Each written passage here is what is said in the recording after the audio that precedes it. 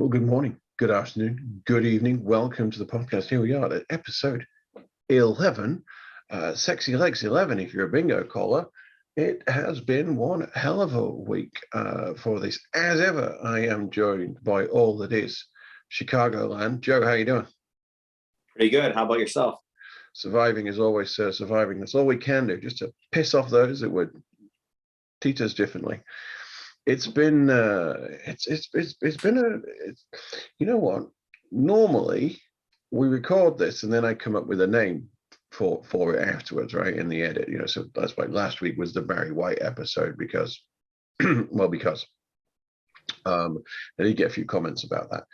The voice is getting better, then it's getting worse. I have no idea, as long as it holds up for another week. But this time, this episode is called the normal episode, because as I'm looking through the list of things we're going to talk about, what stands out is how normal these things are. So it'll be interesting. But hey, Taylor, let's start with you, because they'll hear way too much of my voice.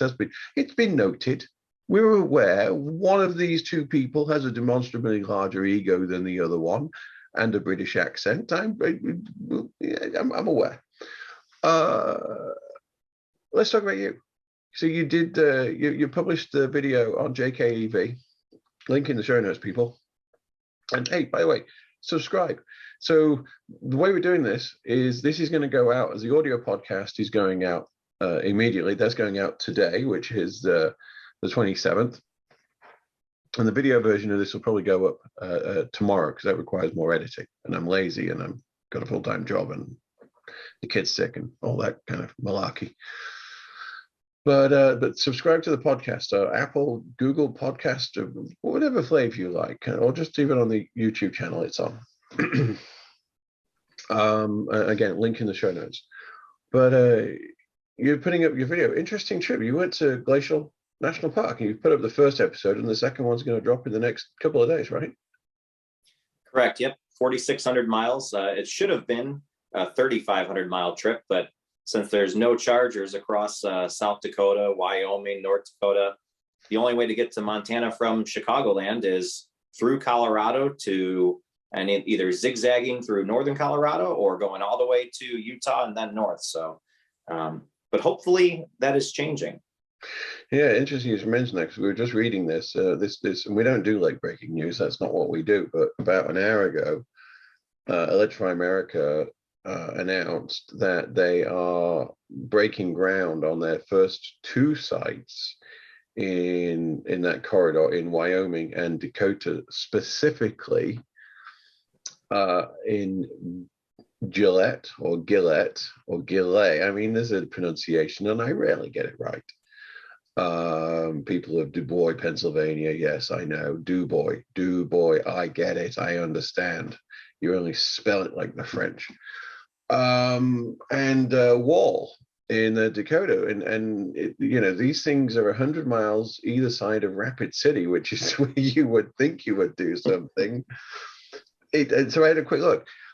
As if you're driving, it's 192 miles between these 2 points, but there's nothing else either side of them. So clearly, this is what did you call it? An inside-out expansion. A little bit reverse engineered, yeah. Yeah, if you want to look at this on the map, by the way, the other thing that's interesting, and let's be honest, we are not planners. We're not in charge of the permit process, the resources acquisition, service contracts, and all those kind of things. Because you and I think the first thing, you got to complete 80.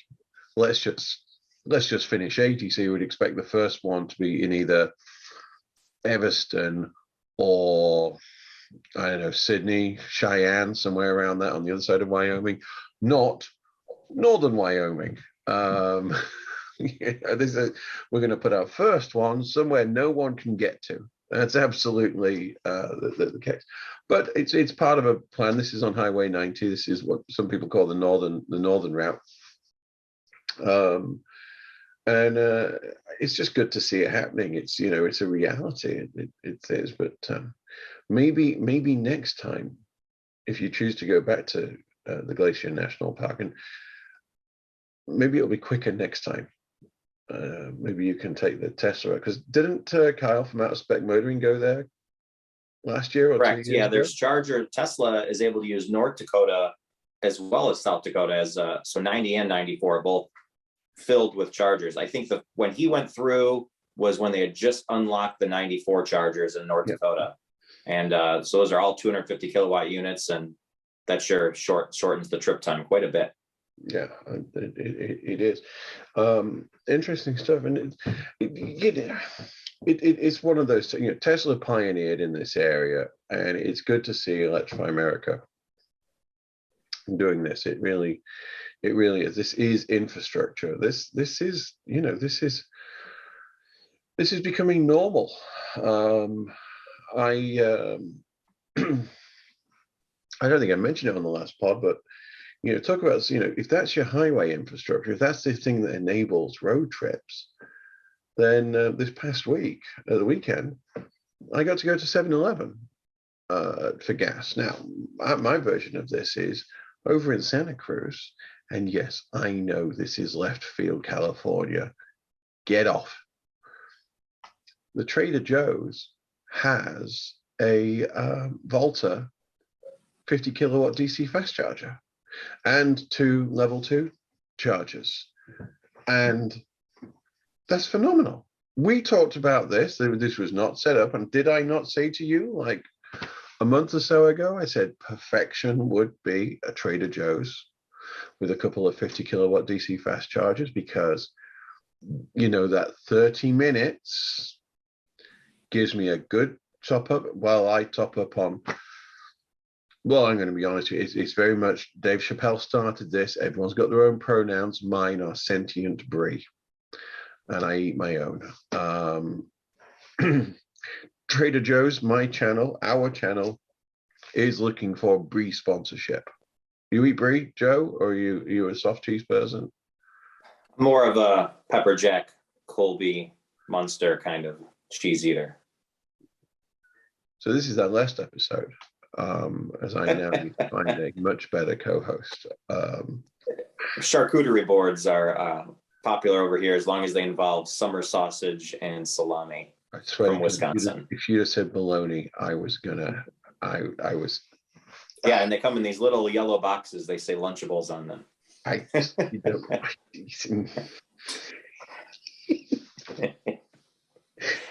This is the segue they weren't expecting. So I put up a video last week, and I got a good number of DMs on this one, talking about politics. And I said, I don't think you and I are that different politically. You happen to live in Chicagoland, and I'm a communist. Sorry, I'm from California with a British accent. But I said there's some things which I don't put on the podcast because I don't want the podcast to be perceived in any different, in a certain way. And I was talking about Senator Manchin and, providing better jobs for coal miners, which shouldn't be controversial. Pride is one thing, but black lung is another. And I say this because my grandfather was given a choice to be either a coal miner or a butcher. And I know how to butcher because he chose well on that one. But we're seeing, the politics of, Wyoming. I mean, I made this joke before. My family in Wyoming, my wife's Uncle Gene comments that coal is renewable. You just have to be patient. He's not wrong. But it's interesting to see these things evolve. It really is. But to have DC fast charging in Wyoming, and now my wet dream of a DC fast charger that's free of charge in Trader Joe's in Santa Cruz. That's awesome. I mean, that makes this more normal. This makes it more accessible. That makes it easier. Hey, I didn't even tweet about this because, as you are well aware, Joe, because I've spoken about this already. I have a big show coming up on for the comedy version of me, British John, who, by the way, has his own website now, BritishJohn.com, because when you're doing this much touring, you need to have a website. So British John, Jon, no H, couldn't afford the extra letters, .com. Um, I'm doing the Kill Tony show, which is one of the biggest live broadcast podcasts in the world, like 200,000 views per episode each week. So I'm doing his show on Monday in Austin, Texas, and I've been working my minute, and that means I've been doing a lot of open mics. Because I gotta polish this material. It's easy to talk for 15 minutes. I think if you've seen this podcast, you'll know that. But to make it a tight minute in comedy, we talk about a tight 5, a tight 1. That's actually a lot of work. And the other night, my usual mic, run by Pete, he was out of town, and so I had to go up into the middle of the peninsula. Ironically, to a British pub I've never been to. Go figure. And I had to get a charge on the way back. I hadn't charged the car up. I was only planning on just going down the road and charging up overnight, so I hadn't charged the car. All 4 of the charging spots at this EA Bank of America site had blue ID force. All of them pretty new except for mine.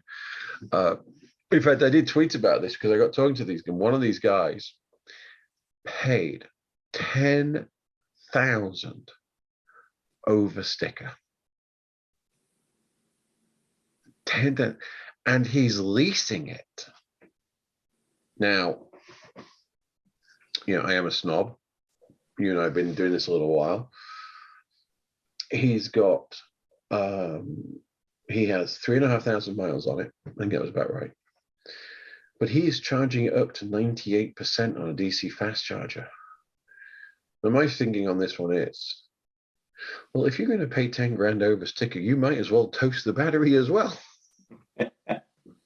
I just don't want to buy that one secondhand 3 years from now. And then he said, 2 years from now. I'm like, oh my God, this guy must have to pay 10 grand over and to be willing to pay the penalties to get out of that lease early. Yeah, more money, less sense than I have, but everyone gets to make their choices. But it was great to see 4 ID4s all charging at an EA in the Bay. I mean, it sounds weird, but delightfully normal. It was just, where are you going to charge? So anyway, I digress. For those of you that commented on my Turo video, the fact that I rented it out on Turo, thank you for all your care and concern. Yes, I did delete some comments. That's because I don't need you pointing out the bleeding obvious to people I don't need it pointing out to. Thank you very much. Please don't be offended. I'm not going to cover that now, but yes, I did delete your stuff, and then you messaged me about deleting your stuff, and yeah, that's quite true. I did have some fallback. I did have some bad things happen to my car. They got water in it. So I have the WeatherTech completely indestructible, the ugly ones where the water, stays in and it comes up the sides, and, because I have London, I have that 5-year-old menace with a bottle of chocolate milk that can go flying at any moment. Well, turns out that someone could drop a cup of coffee or something, and it leaked. It found the gap between the liner. I'm doing this as if you can see up here, the between the liner and the edge of the car, the carpet, and it went down, and then it went off. And after 24 hours, I'm like, genuinely, I asked, what do you think this smell is? We figured out that we thought the people renting it we knew they had 2 kids, and I knew they were older kids because he didn't need a car seat. He just I just thought this is what young men smell like these days. I'm absolutely serious. I'm like, it just smells like bad cheese and, like pepper jack. In the trade, we call that a tagback. It just smelled like balls and mold. It just smelled like a frigging rugby dormitory. I was like, and you know, I filled the car with air fresheners, and then I pulled the liners out, and the liners were wet on the underside. The minute I lifted the passenger one, yeah. So if you do end up buying my car a couple of years from now, you're looking for signs of mold. Yeah, it actually little hairs of mold had grown on the fiber. So good news is I cancelled gave you an excuse to cancel a rental free of charge. Thank you very much, Toro, for that one. While I got the car detailed and shampooed 3 times to get that out, but I did get paid for it, so that's the important thing. Should we talk about something more serious for a second, my friend? Sure. What's up? Are you familiar with the Freewire DC fast chargers? I am not. So I encourage everybody to do a bit of Googling for themselves. And I'm going to tell you a little bit of story and then about this. And this is interesting. So I think everybody on this phone call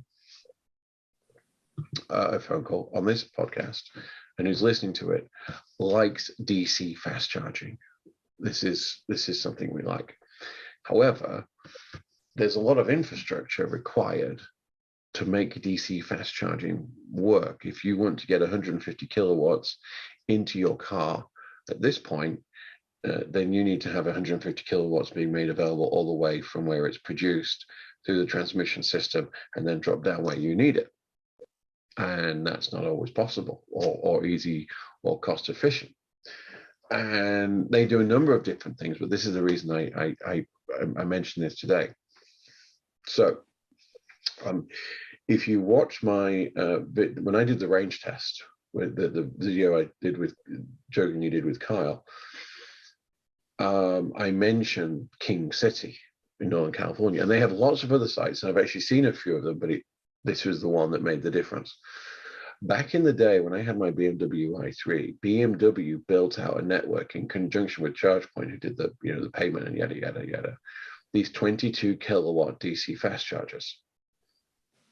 I know, 22 kilowatt DC fast charger doesn't really make sense immediately. One of them was in King City. It was behind a diner, and I'm not joking, it was literally next to the dumpster. And on my way down south to Paso Robles, I made sure it was working because depending on the wind, I would probably have to use it on the way home. This was the first and only time I pulled into a DC fast charger and thought, this is where they find my body. It really was that sketchy. Well, when I was doing the DC fast, when I was doing the range test for the first time, well, not strictly the first time, but the first time where I had time to think about it, I pulled up that charger on the map just so I could talk about it as I was driving, and I saw that it was one of these Freewires. Well, I went and did some investigation. Now they do lots of different things, but this is the thing that's so cool. They now have 150 kilowatt DC fast charger there and a 50 kilowatt CHAdeMO. Okay, it's on the same unit, but it still only has 22 kilowatts of power going into it. Batteries, big batteries built into the base station. This thing isn't weighed down by concrete. It's weighed down by lithium-ion packs. And so it charges. It's just a miniature Tesla. You know how some of the Electrify America chargers have got Tesla power packs? This is a smaller version of it. And so this thing charges up all day, and it's got, I can't tell you the numbers, but, let's say 1,000 kilowatts of capacity in it. And it just keeps charging all day at 22 kilowatts at a constant rate. So it doesn't incur demand charges. But when it needs to, it'll deliver 150 to the car, or up to 150 to the car. Crucially, in some of these remote locations, it might not, it then goes back to charging. Then it's available because, unlike some of the, like how often do we have to wait for a charger? It's not that frequent, right? Right. This is fantastic. So the reason I mentioned this, and they're installing these, they're actually in the Bay Area and other places as well. And hopefully I can tell you more about this in the future. Companies have been moving, and I think I've seen these actually up at Facebook, of all, perfectly normal place to do this kind of thing. They've been pulling out level 2 chargers and replacing them with these, and they charge up all day just off that 40 amps, 50 amp service, whatever. But then they can charge up people's cars much quicker, and so they can get more people's cars charged up in a quicker period of time. They're doing more with less. It's just fantastic. Anyway, the reason I mentioned this is earlier this week, end of last week, I had to go to LA to speak at a conference. That one of the venture capital partners that's invested in us is an investor in Freeewire, and so I got to spend time with their CEO, Arkady Sozinov, and their new factory, their new facility in the East Bay, is right next to Lucid's. So Arkady and I will, once my schedule clears up a little bit and he can make the time, he and I will be having an in-depth conversation. He's going to talk more about infrastructure and what they're doing. Yeah, have a look at freewire.com. It's interesting. Freewire, what's their website again? freewiretech.com. It's interesting stuff. I love it when I'm in a room and I know I'm not the smartest guy in the room. I want to be the dumbest person, because that is a damn good room to be in. These are really smart people, and that is a really smart guy. All right, enough of my procrastinating. Let's talk about some. Go on, sir. I was going to say, I actually have a theory. That's what I think Volta's been doing as well, because they turned what was a 7.2 kilowatt unit into a 50 kilowatt DC unit seemingly overnight. It was pretty quick installation. So I wouldn't be surprised if that unit's a similar thing, that it's just charging charging a battery inside. And the reason they're only giving you 30 minutes of DC charging is because it's dumping that battery into your car over those 30 minutes, and then it's recharging itself before the next person plugs in. I mean, the math turns on, I support that, but it makes sense at the same time. I think because 22 is what you would call 3-phase power. Mm-hmm. So you bring 3 50 amp services in there, that gives you 22 kilowatts, 21, 22. So yeah, it makes sense. And then 3-phase is something you can order from a service, from, it's a mandated utility. Anything above that is out of spec. I'm not choosing his name there on purpose, but it just is. By the way, Kyle, we like your new logo. Do REI know that you're ripping them off? It's not camp, it's camping. Which reminds me, let's not talk about the what and the why, but Joe and I will actually get to see one another in person, actually get to meet one another. How cool is that? Joe's coming to California in December. Yeah, early December. Yeah, first week of December. Yeah. Yeah. So anyway, we'll talk about that more in the future. Expect we'll do an in-person video that day. I think we'll do an episode of the pod that weekend, just the two of us together. Let's see how that works out. Let's talk about something more normal. Let's talk about the thing that we both have outside the house, the ID4. The EPA released their numbers on the all-wheel drive. And near as damn it, exactly the same as the 4-wheel drive. 240 for the Pro, 240 for the Pro S, 249 for the Pro, the slightly lighter trim. Clearly those leather seats and the electrics inside them are heavier than we realized.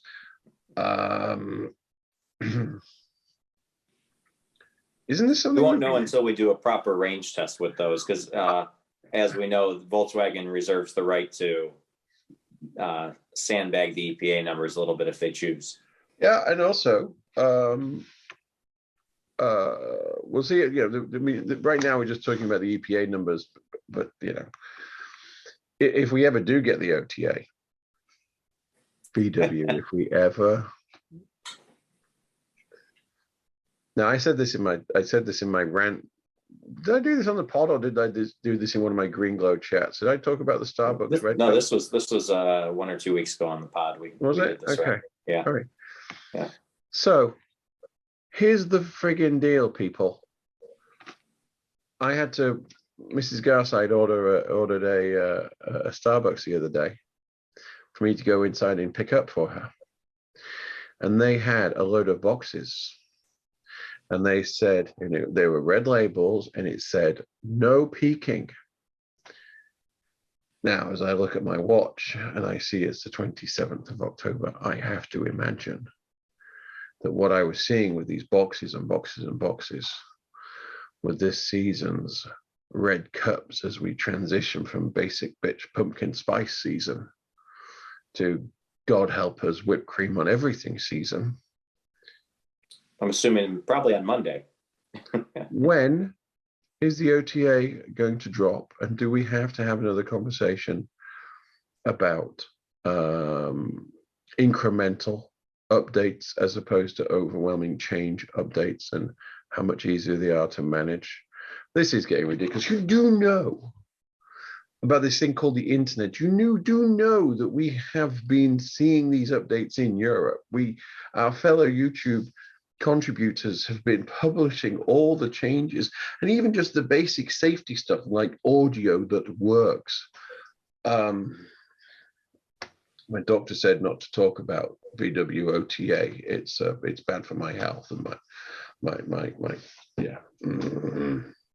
At this point, I'm wondering if it'll even happen this year. Right. Here's my threat. You know what? We've tried carrot, Joe. Let's go with stick. So Joe and I are very pleased to announce that we have a sponsor for the podcast.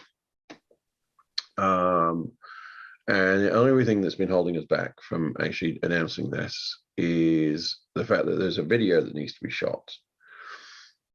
And it involves me wearing a Speedo. Yeah. Not. I mean, it's funny, but we're not joking. It involves me wearing a Speedo and co-pilot London turning the hose on me and some soapy sudsets. Now, the only reason that hasn't happened is because my car was in the shop. VW did a great job on that, by the way. And then we actually had stormy weather, and I lost part of my roof, and real life got in the way. It's been cold, even for a British person. It's been cold. So we're going to same weather situation here. 30 degrees every morning. It's not been so pleasant around here. It's Chicago. You signed up for it. Yeah. Okay. Don't be a martyr. Don't be a martyr. But it is preventing me from washing my car outside. Oh, okay. But not wearing a Speedo. See, he's got doors and inside heating now. Yep. So make sure you leave a comment about what you think about Joe. Oh my God, Joe, you've got a door handle. You've upgraded the door. It's now got it's now actually got, what do you call that? Fixtures. Wow, every week is evolving.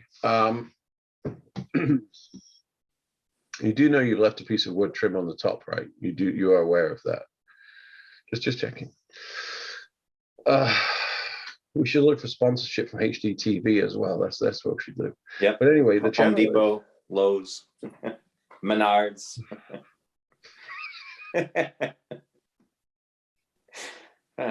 We won't go there. We'll just move forward at this point. I was going to get my wife's wedding ring at Menards.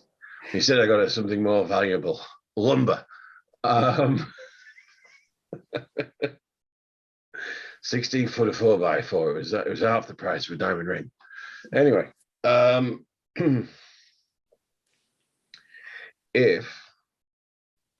and Dustin, I'm talking to you. If we don't get the OTA update by Christmas Day, I will reshoot the video naked, stark bollock naked. That is 280 pounds. That's 40 more than it was before COVID, of idiot and lunacy grinding up against a blue VW ID4 first edition. That is not going to look good for the brand. So unless you want to see a very lightly pixelated, and I mean the barest that meets the legal demands, we need that OTA update. I think that's fair, Joe. I think that's a fair.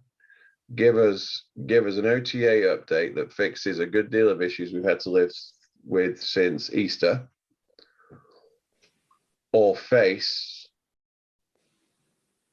shrunken, shriveled up, greasy nudity. I think that's a threat that has real teeth. And I will not be starting an OnlyFans. Forget it, you freaks. Before he gets asked. Let's change the topic. I think we should at this point. Do you want to talk about Rivian or Tesla? What's your choice, my friend? Rivian. Let's go there. That's a company I'm looking forward to finally seeing vehicles on the road. Yeah, absolutely. And so, no footage of this because I was actually just being a dad, and I took the ID4 up onto the hills on the skyline here in the Bay Area, well-known road, and I actually met, coming the other way, one of these things, the Rivian R1T truck, one of the prototypes. Seen it before, actually. I think I published a picture or two of these on my Twitter at Regular EV Dad, as it were. But they've started delivering them. So the trucks, we know the SUVs were being delivered, but now they started delivering the trucks as well. This is delightfully normal. This is good. Start to see these things. I know they're just posh toys right now. I don't think we're going to see anyone take their Rivian R1T to the rockery and have 2 yards of pea gravel loaded up into the back of the bed, but it's still good to see these things. I think we can agree that Rivian has won the race.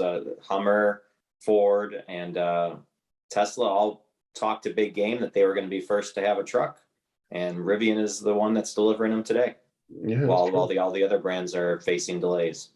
Yeah, let's congratulations to them. It's an uphill battle.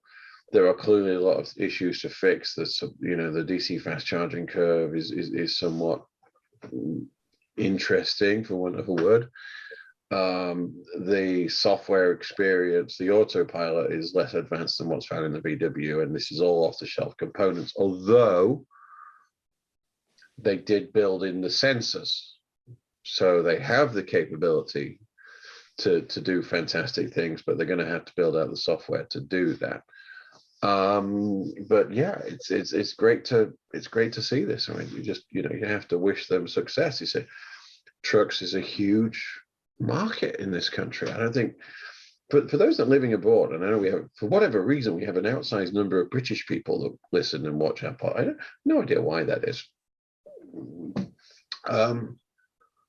But the F-150 truck is the #1 selling vehicle. Full stop. And by the way, the difference in numbers between the #1 vehicle and the #2 vehicle is substantial. It's quite a drop off. It's like the hundreds of thousands. Oh, it's like the difference. There's Bill Hicks. Sorry to use a Texas comedian for this, but he said, back in the Gulf War, they talked about the fact that the Iraqi Republican Guard was the 4th biggest army in the world. After the 2nd biggest army in the world, there's a real drop off in terms of number. It was back then, this was in the 90s, it was, USA, Russia, China, and then technically, as he said, the Hare Krishnas and the airports actually were the 3rd biggest army. That's since been scaled back significantly because TSA won't let them through. But it is it's a huge market, and so this has to be a good thing. And even the high end trucks. I mean, even in Chicagoland, people got their cherry trucks, right? The fancy trucks, whatever you want to call them. You see all those King Ranch and Platinum editions. Yep, everything's Platinums, Limiteds. Yeah. So that's a topic that I could go on and on about it. Everyone's very concerned with pointing out that electric trucks towing or the results in towing in the real world don't work. But as I have always argued, how many people actually use their trucks to tow? I mean, that's the main case. Just like how many people actually use a Jeep off road, right? People buy the vehicle for what they think they're going to use it for, but in reality, these trucks, every electric truck built is going to be sold, and I think that they'll be used for what they're best at. Yeah, go to Target. Yeah. Going to Target and Olive Garden if you're from Chicagoland, apparently. How much? I was at Olive Garden last weekend. You're not helping. How much mustard cheese can you get in the back? We will find out.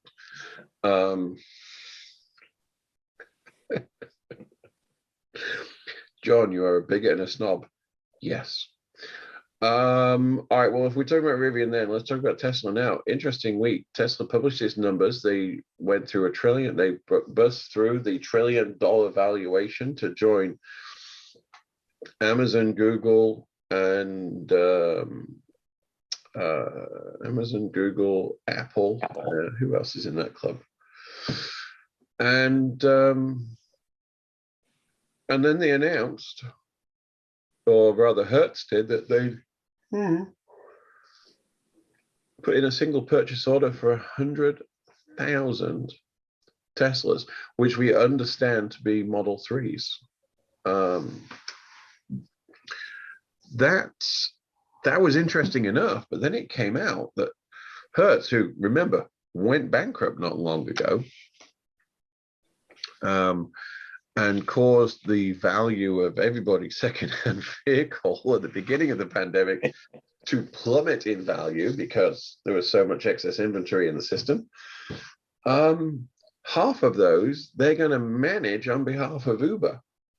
And there will be 50,000 Uber Model 3s, which, and I did the numbers, it's interesting, if you are a regular Uber driver with more than 150 high-rated drives, you'll be able to rent one of these, including supercharging, for $300 a week. Now, I wouldn't do that, but then I don't drive an Uber for a living. So I can actually chime in since I have driven for Uber and Lyft. It costs about $180 to $230 a week to rent a Chevy Trax or a less than ideal vehicle. So the premium for the Tesla is very much worth it, especially since you can then drive for their higher end service like Uber Black and be able to make it's much not Uber Black, but Uber Green. Or that's what it is, Green. And then there's also, or for Lyft, it's called like Lyft Plus or something like that. Mm-hmm. My only surprise, I mean, it was fantastic news, and you can see how this works. And unfortunately, I'm an Avis chairman's club member. I'm an Avis as well. It's how often I rent cars. So you're not going to see me on the Hertz lot too often. But again, this is just normalizing it. Hertz are doing the work to make sure that people can supercharge and get access to the Tesla app on a guest basis. Quite an evolvement from when you used to have a never lost bolted into the passenger seat footwell. But yeah, this is a good thing. I look forward to having my choice of either, and they haven't talked about whether they're going to show this as a premium vehicle or not. I'm sure it will be slightly premium, but my hope not being the same thing as expectation. But my hope is that the Model 3 will show up along as an alternative to a full-size vehicle in the pricing. Well, and also with Hertz, it's I think similar to Avis, that if it's in that row, you can take it. So I think there'll be a lot of people that'll maybe ordered not a Tesla, but then showed up and saw it's there for the taking and might think twice about it. And as we know, the best part of that is Tesla doesn't advertise, but once you put your butt in the seat and drive one, you're converted forever. The first person to, since I recorded the episode about renting out my vehicle on Turo, the first person who rented one out, Mr. Hoo, as his name was at the time, has actually bought an ID4. So it, how much of a list he paid is an unknown issue, but yeah, he was converted. His 45-mile test drive that he paid for has converted him, and he's doing it. If this is a version of normal, then I can live with it. If I tell you what, let's finish talking. Let's round out Tesla. First of all, on this announcement, I was surprised that the Model Y wasn't in there, and my reasons for that were this. I would have thought the Model Y was cheaper to produce at this point, not just it carried a higher margin, but as they're casting the front and back sections as opposed to stamping and multi-stamping and everything else, I thought the cost of production for the Model Y was lower than the Model 3. But do we know what battery size it is? Is it the long-range dual motor or is it the standard range? I haven't seen anything, any of the announcements that says. So I wouldn't be surprised if maybe that's why they opted for the 3 for a significant cost savings there, if they're just giving the 260-mile version. That would make sense, and also these people are going to charge for 100% more often. So this coupled with the change in the chemistry to the iron batteries that are going to come from China, that may make more sense. So maybe it's all, maybe let's be honest, there's always somebody better at three-dimensional chess than I am. But it's good to see this. But what was also interesting is that Delphi, well-known OEM manufacturer of all things car parts, is just dropped that they are now supplying aftermarket steering and suspension components for the Model S. And they're just saying there's nothing special about them. They're just better than ones from Tesla. I thought this was very, because So for steering components, does that mean they'll offer a wheel instead of a yoke? No, this is the rack and pinion system, my friend. This isn't the actual wheel itself, but everything that connects to it. I did find it interesting that they're doing this, because normally what happens is an OEM supplier will supply a car firm with parts and then they'll sell them. This is the other way around. They reverse engineered this because Tesla makes its own. And they said, we'll make a better version, but they clearly think, there's 221,000 of these things, 77,000 of them in Europe. Clearly, and they're old enough that there's a market where there's money to be made supplying these parts. If Tesla can't supply them or won't supply them or any other version, then Delphi says there's enough money in here and we have the expertise. We can, then this has to be a good thing. Well, especially since most Model S's last well over 100,000, that they get to the point that they're wearing out parts that this market could actually be bigger for EVs than it would be for the OEM side. It's why I'm not worried that I've got 21,000 miles on my car. This car is not going to age like the Volvo. It's not, we're not going to have the same issue with bushings. We're not going to have the issue with the transmission. The great thing about the electric car, fewer things to go wrong. I think that has to be considered a good version of normal to live with. On which bombshell? So let me just recap this. So you're going to be bringing episode 2 of your trip. I'm assuming this is the trip back from Glacier National Park to Chicagoland. This part will get us from Colorado to Glacier, do some sightseeing there.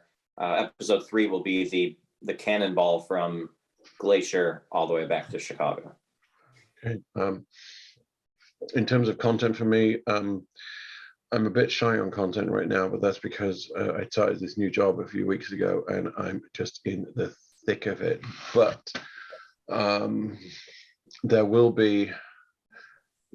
try to make sure the podcast goes out next week. Even though I'm on the road, I'm going to ask if you haven't subscribed to the channel, do so now. Hit that subscribe button, subscribe wherever you want to download your podcast. Just search for Family EV. And on Monday, you will catch, hopefully, if everything goes well, you will see me on an episode, or see me on the episode of Kill Tony from Austin, Texas. And and I've had a few people talk to me about meeting up. I potentially will do a meetup in Salt Lake. I won't have my car. I'll have whatever Avis give me in Salt Lake City on Friday, the 12th of November, possibly earlier in the morning on the 13th, on Saturday the 13th. But I am then going to Dry Bar in Provo to help Kabir record a special. So all interesting stuff. But otherwise, you booked your flight? I need to book my flight. You need to book your flight. We can discuss that after the pod. As soon as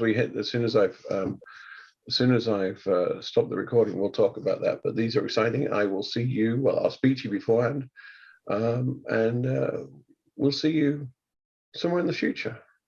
Be safe. Take care.